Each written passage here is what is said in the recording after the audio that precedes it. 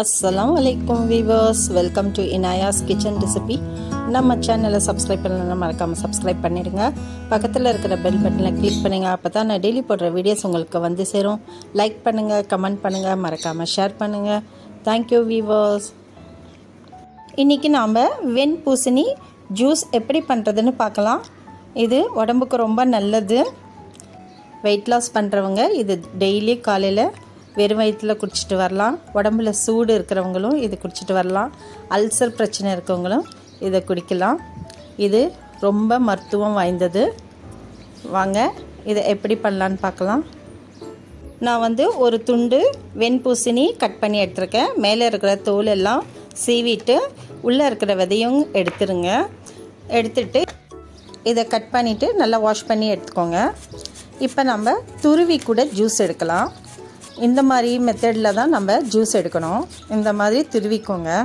சும்மா கொஞ்சமாக உங்களுக்கு பண்ணி காமிக்கிறேன். இந்த மாதிரி துருவிட்டு எடுத்துக்கோங்க. இதை ஒரு வெள்ளை துணியில் இந்த பாருங்கள், இந்த மாதிரி நைஸாகிடுச்சு. ஒரு வெள்ளை துணியில் நம்ம வடிகட்டி எடுத்துக்கலாம். இது மிக்சியில் அரைக்கணுன்னே தேவையில்லை. சும்மா துருவிட்டு ஒரு வெள்ளை துணியில் வச்சுட்டு நம்ம புளிஞ்சாலே போதும், நல்லா சாறு வரும். பாருங்கள், இந்த மாதிரி நல்லா சாறு வரும். இது தண்ணி காய், அதனால நல்லா தண்ணி வரும். பாருங்கள், இந்த மாதிரி கூட நீங்கள் குடிக்கலாம்.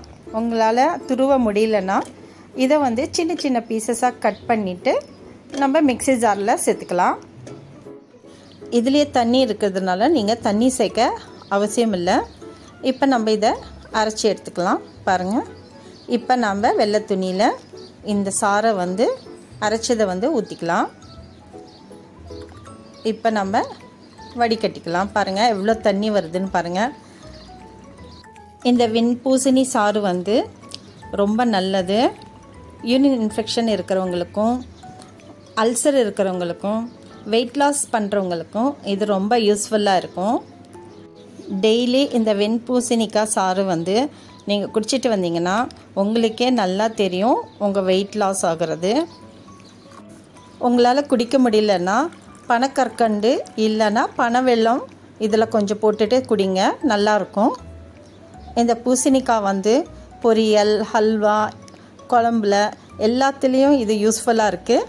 நீங்களும் இதை ட்ரை பண்ணி பாருங்கள். நம்ம வெண்பூசணி சாறு ரெடி ஆயிடுச்சு. வாங்க நீங்களும் இதை ட்ரை பண்ணி பாருங்கள். Thank you friends.